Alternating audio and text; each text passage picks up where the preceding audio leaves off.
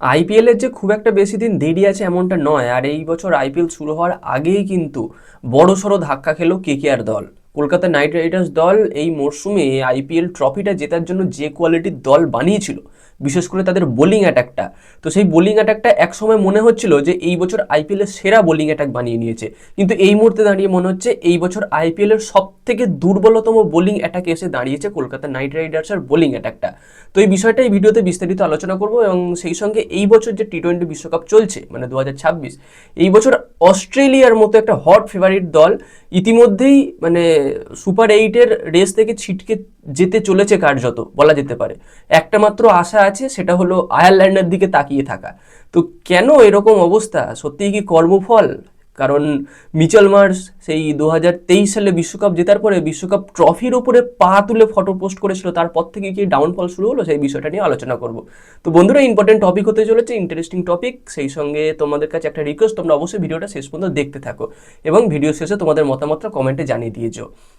তো প্রথমে যদি এই টি-20 বিশ্বকাপে অস্ট্রেলিয়ার পারফরমেন্স নিয়ে কথা বলি, দেখো প্রথমে আটকে গেল জিম্বাবুয়ের মতো দলের কাছে, এবং তারপর গতকাল আটকে গেল শ্রীলঙ্কার কাছে। তো এই দুটো ম্যাচ হেরে যাওয়াতে কার্যত মানে ম্যাথামেটিক্যালি এখনও একটা সুযোগ থাকলেও মানে ভাগ্যের ওপর তাকিয়ে থাকতে হচ্ছে।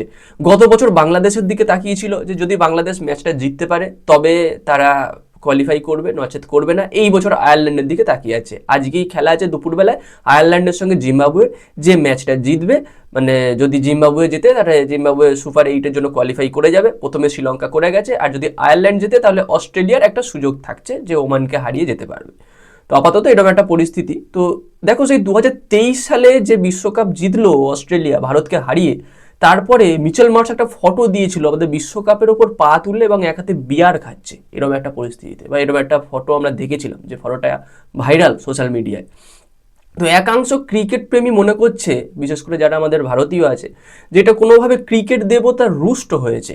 কারণ একটা ট্রফি বিশ্বকাপ, সেই বছর বিশ্বকাপটা যদি আমরা পেতাম, ভারতীয়রা পেতাম, বিশ্বকাপটাকে আমরা মাথায় করে রাখতাম, সেখানে মিচেল মার্শ পা তুলে বসে আছে ওটার ওপরে। তো তারপর থেকে কোনো আইসিসি ট্রফি নেই অস্ট্রেলিয়ার কাছে। অস্ট্রেলিয়া এমন একটা দল খেলতে নামে কিন্তু ট্রফি জেতার জন্যই। আইসিসি ইভেন্টে এখনো পর্যন্ত সব থেকে বেশি ট্রফির মানে তাদের ক্যাবিনেটে আছে, অস্ট্রেলিয়ার ক্যাবিনেটে আছে।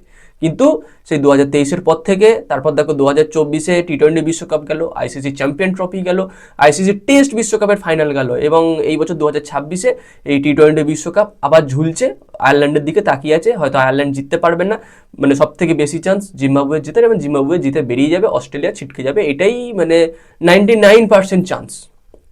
তো এই বিষয়টা তোমাদের কি মনে হয়, সত্যিই কি মানে এটা কর্মফল যে এইরকম করেছে, ট্রফির ওপর পা তুলে ফটো তুলেছে, বা এইসবের জন্য হচ্ছে? অবশ্যই কমেন্টে জানিও। তো এই গেল এই বিষয়টা নিয়ে কথা। এবার সেই কেকেআর দলকে নিয়ে কথা বলবো। দেখো কেকেআর দল যে পরিমাণ মানে যেভাবে বোলিং সেট আপটাকে তৈরি করেছিল, যেভাবে তারা প্ল্যানিং করে প্লেয়ার কিনেছিল, একদম first class number one planning ছিল। সেখানে মাথিসু পাতিরানা, তার ব্যাকআপ হিসাবে ছিল মাস্তাফিজুর রহমান। তো মাস্তাফিজুর রহমান তো প্রথমেই মানে দেশভিত্তিক যে একটা ঝামেলা চলছিল সেই কারণে ছিটকে গেছে, বাদ দাও। তারপরেও কেকেআর দলে মোটামুটি যে জায়গায় ছিল খুব একটা খারাপ পজিশনে ছিল না। কোনো একজন বোলারকে দরকার ছিল যাকে কেকেআর তুলে নেবে বলে ঠিক করেছিল এই বছর এই বিশ্বকাপ দেখার পরে। তো এই বিশ্বকাপ শুরুর আগে হর্ষিত রানা, যে কেকেআর দলে প্ল্যানিংয়ে ছিল, হর্ষিত রানা চোটের জন্য ছিটকে গেল, এমনকি অপারেশন হয়েছে। এখনও বলতে পারো মোটামুটি 2 থেকে 3 মাস সে বাইরে, খেলতে পারবে না, আইপিএল খেলার আর চান্স নেই যেহেতু অপারেশন হয়েছে।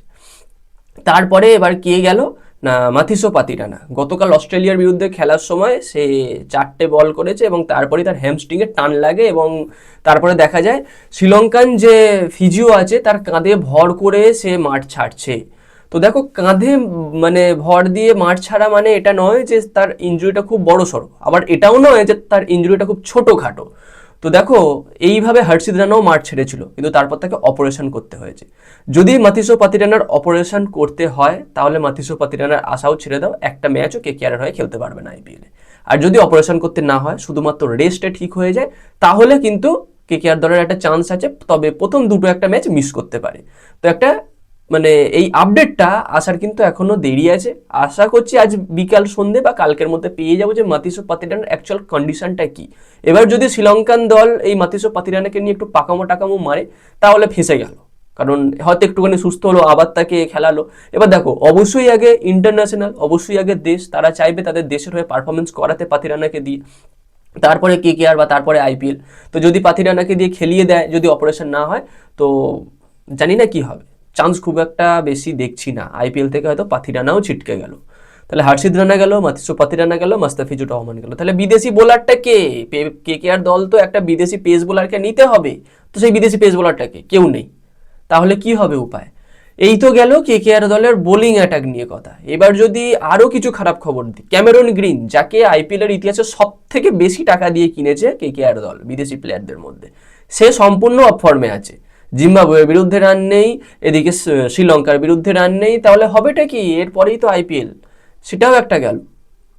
রচিন রবীন্দ্র, যাকে নেওয়া হয়েছিল অ্যাজ এ ব্যাকআপ প্লেয়ার, তারও রান নেই। বোলিংয়ের দিকেও যে খুব একটা ভালো পারফরমেন্স করছে এমনটা নয়, ব্যাটিংয়ে তো ছেড়েই দিলাম। একমাত্র বিদেশি প্লেয়ারদের মধ্যে ভরসা ফিন অ্যালেন আর টিম সেফার্ট, তো দুজন বিদেশিকে দিয়ে ওপেন করিয়ে দেবে। গেল রিঙ্কু সিং, খুব যে একটা ভালো টাচে আছে এমনটা নয়, তবে লাস্ট ম্যাচ পাকিস্তানের বিরুদ্ধে যেটুকু খেলেছে আবার একটু আশার আলো দেখতে পাচ্ছি আমরা। অঙ্করিশ রঘুবংশী ফর্মে নেই। তো এত ভালো টিম বানিয়ে কিন্তু কেকেআর দল এই মুহূর্তে চাপে। আইপিএল শুরুর আগেই বলতে পারো যে একটু ব্যাকফুটে চলে এসেছে কেকেআর দল। ইমিডিয়েট এই দুটো বোলারের ব্যাকআপ নিতে হবে। দেখো, হর্ষিদ রানার ব্যাকআপটা যদিও বা ভৈভব বড়রা অথবা আকাশদীপকে দিয়ে হয়ে যায়, কিন্তু মতিসো পাতিরানা অথবা মাস্তাফিজুরের ব্যাকআপটা ইমিডিয়েট কেকেআর দলকে খুঁজতে হবে, আর সেটা এই বছর টি-20 বিশ্বকাপ শেষ হওয়ার সঙ্গে সঙ্গে।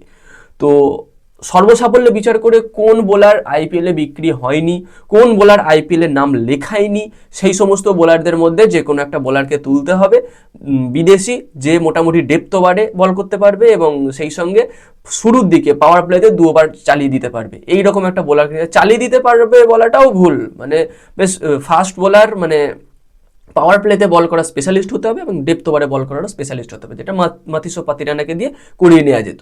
এরকম একটা বোলার কিন্তু ইমিডিয়েট কেকেআর ম্যানেজমেন্টকে খুঁজতে হবে, না হলে এই বছর কেকেআর দলের ট্রফি জেতা আশা ছেড়ে দাও। এই বরুণ চক্রবর্তী, সুনীল নারিন কি ভৈভব বড়রা, আকাশদীপ, এদেরকে বা এই বোলিং অ্যাটাক নিয়ে কিন্তু সম্ভব না।